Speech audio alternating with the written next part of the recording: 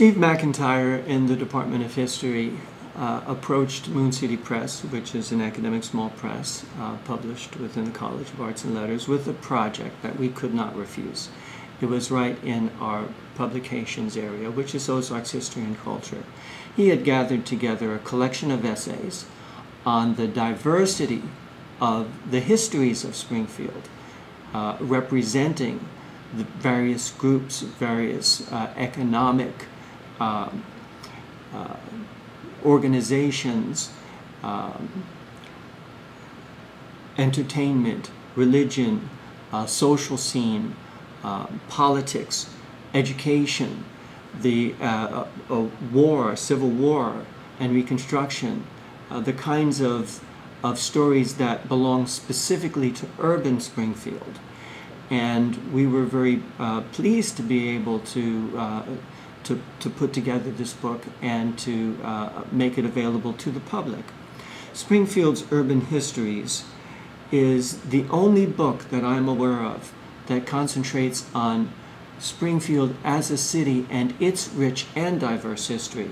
When we think of Springfield, we usually think of it as being in the Ozarks and therefore as being in some ways subsumed within Ozarks culture, which we tend to think of as primarily rural, as being tied to folk arts and folk culture. And that's fair enough to the extent that Springfield is the queen city of the Ozarks, or at least historically so. But Springfield is a city. Springfield has uniquely urban histories and interests, and those histories hadn't been told. And so we're fortunate to have a press and to have colleagues throughout the university who are interested in Springfield itself, and it's a worthy subject.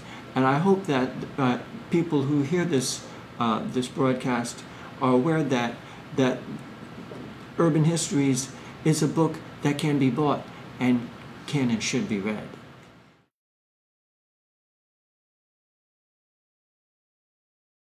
We're very fortunate to have Dr. Ken Coopwood, who's Vice President for Diversity and Inclusion, to be the moderator.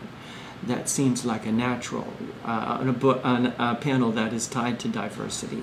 The panelists are going to be addressing the topics that they had written about in this book, Springfield Urban Histories. So topics that will be covered will include the history of lesbian, gay, transgendered culture in Springfield, African American culture, the history of unionism in this town. People have largely forgotten the fact that Springfield, Missouri at one time was one of the strongest union towns in the country. Now that has changed recently with demographics. But we shouldn't forget that history of trade unionism that was very important at one time for the growth of Springfield. So when we think of Springfield, we have to think of it economically, we have to think of it socially, we have to think of it politically, educationally, religiously as well.